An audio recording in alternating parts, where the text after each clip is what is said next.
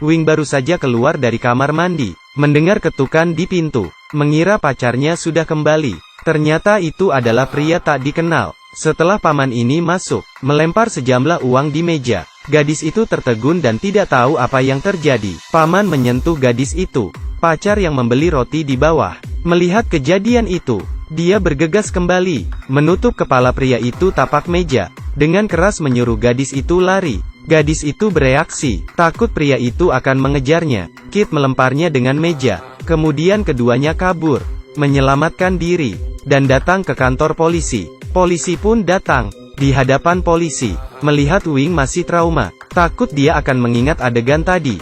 Jadi kita meminta, membuat catatan di luar. Siapa sangka, ketika Kit baru keluar, seorang polisi meminta Wing melepaskan jaketnya. Noda darah di jaket ini akan dijadikan bukti. Wing pun menurutinya. Dia menutup dadanya, tidak mengatakan apapun. Kemudian, Wing berkata, di tangan kiri pelaku, ada sebuah tato bintang. Polisi pun sadar, pelaku yang melecehkan wanita ini, adalah kapten mereka sendiri, Kit yang berada di luar. Atas pertanyaan polisi, melihat tato pentagram itu, tapi dia belum tahu, kapten petugas polisi ini saat ini, menonton mereka di balik kaca. Dia memanggil anak buahnya, memberitahu mereka, gadis ini adalah adik Ling.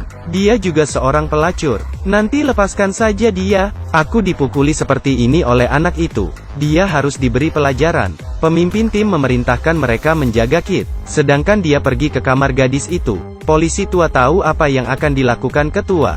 Dia pun mengikutinya. Di sisi lain, saat menyortir file, Kit melihat foto di atas meja. Melihat tato itu, dia tahu, dia telah dijebak. Takut Wing dalam bahaya, dia bergegas keluar dengan putus asa. Tapi telah terlambat. Dua polisi menyeret Kit ke dalam ruangan, menggantung dia dengan satu tangan.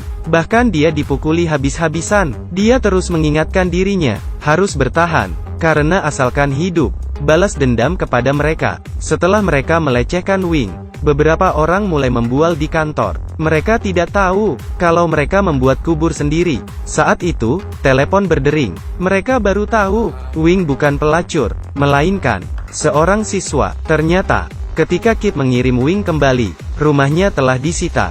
Dia ingin menerobos masuk. Suara itu membuat Ling khawatir. Perhatikan dua tunawisma itu. Ling dengan ramah menerima mereka, lalu beritahu Kit, dia ada urusan. Kalian boleh tinggal di sini malam ini. Sebelum pergi, dia meminta Kit menjaga Wing. Melihat Wing sedang mandi, Kit takut dia kelaparan. Kit turun ke bawah membeli roti. Saat itu juga, kapten polisi menerobos masuk. Dan kejadian itu pun terjadi. Kapten berkata, emang kenapa kalau dia seorang siswa? Dia terbelakang. Bahkan jika dia menuntut kita, siapa yang akan percaya kata-katanya? Bahkan pacarnya, tidak dilepaskan. Polisi pun membuat kesaksian. Tidak hanya menuntut Kit, mereka juga memenjarakannya. Dengan begini, kita dihukum 6 bulan penjara. Setelah gadis itu dibebaskan, polisi juga mengancamnya. Jika dia berani berbicara di luar, mereka akan memenjarakan Kit seumur hidup. Tapi polisi tidak tahu, Kit yang sekarang telah bersiap balas dendam.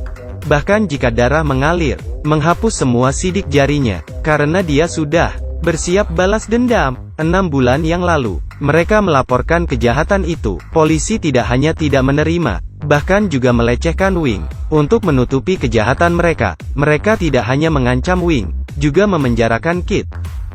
Wing datang dengan perut besar, Kit dengan air mata di matanya. Meskipun dia tahu ini adalah benih kejahatan, tapi dia masih menahan kesedihannya. Pulang bersama Wing, menatap perut Wing, Kit mulai merencanakan balas dendam. Polisi pertama yang akan dibunuh adalah Aceng. Kit menggunakan piring, menusuk tenggorokan Aceng, kemudian mencekiknya. Aceng berusaha memberontak, namun Kit tidak melepaskannya, sampai tenggorokannya digorok. Aceng pun mati tidak bernyawa. Kemudian polisi mendapat laporan dari masyarakat, menemukan sebuah kantong di sungai. Ada bau busuk di dalam kantong ini. Polisi pun mengetahui itu Aceng. Dilihat dengan cermat, ada bayi di dalam kantong. Polisi mendatangi rumahnya. Ketika pintu baru dibuka, ada darah di tanah. Ketika mengikuti jejak darah itu, polisi menemukan istri Aceng di lantai. Dia tergeletak di tanah. Janinnya telah dikeluarkan dari rahim. Pada waktu bersamaan, Lao, polisi tua, menuangkan air untuk istrinya. Melihat istri, melihat ke arah pintu. Secara tidak sadar, meletakkan tangannya di pantat. Tak lama kemudian, polisi mendapatkan telepon dari Lao. Namun tidak ada suara di sana. Menyadari ada yang tidak beres, mereka segera ke rumah Lao. Namun mereka sudah terlambat. Istri Lao telah mati.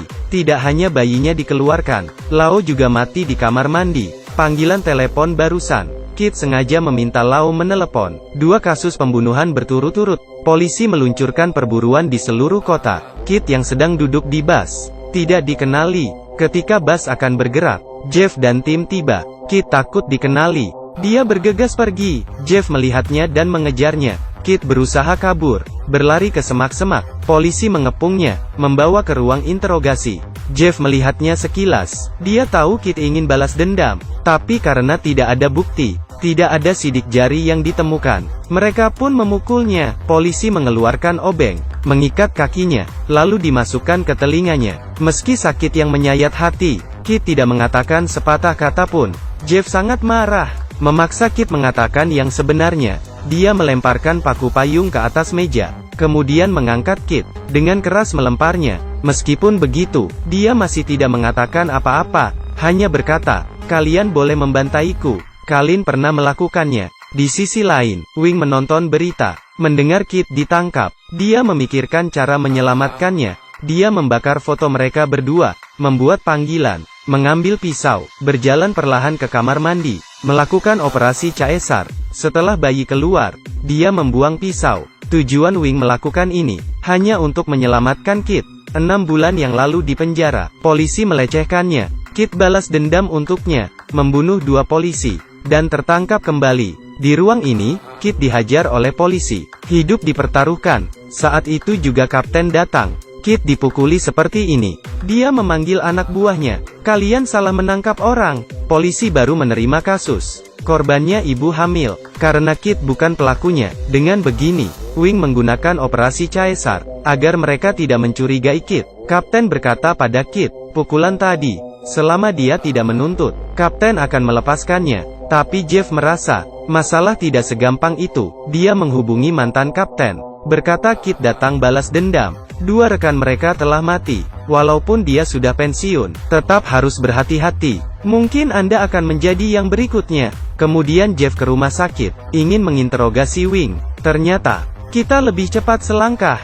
Dia membawa Wing keluar. Jeff segera mengejarnya. Dia meminta rekannya mencegat Kit. Ketika rekannya melihat mobil Kit, dia pun menembak. Mobil berhenti di stasiun bensin. Polisi mendekatinya. Ketika akan melihat, tiba-tiba Kit melempar pistolnya. Mereka pun berkelahi. Polisi menggunakan pipa bensin, mencekik leher Kit, tapi kita memasukkan bensin ke mulutnya. Polisi belum sempat bereaksi. Kit segera menembaknya, karena minyak di dalam tubuh polisi. Seketika, mulutnya mengeluarkan api. Tak lama kemudian, polisi itu pun mati. Kit berlari. Jeff mengejarnya. Karena menabrak batu, Kit tidak tertabrak. Jeff turun dari mobil, memukul Kit dengan tongkat. Kit yang sudah sekarat, tidak menyerah. Ketika Jeff bersiap akan membunuhnya, Kit mengambil penutup lubang gat, menghantam kepala Jeff. Dengan begini, 5 polisi yang melecehkan Wing, hanya tersisa Kapten Tim. Keesokan harinya, Kapten datang, melihat Wing di dalam ambulans. Dia tahu Kit ada di dekat sini. Dia menembak ke langit, agar Wing muncul. Namun karena tidak ada reaksi, Kapten marah, dan menembak Wing sebanyak 2 kali. Tak lama kemudian, Kit perlahan-lahan berdiri. Kapten melihat Kit, dan langsung menembaknya. Tidak satu pun peluru mengenainya. Kapten mendekatinya, bersiap akan membunuh Kit, namun pelurunya habis. Kapten melihat Kit berlumuran darah, dan berkata, "Kebencian di antara kita berakhir di sini. Jika kamu bertahan, semoga kamu ingat, aku membiarkanmu hidup." Beberapa tahun berlalu, Kit masih hidup. Melihat di TV, pemimpin yang berbudi luhur, Kit memutuskan, membalaskan dendamnya. Dia datang ke panti asuhan.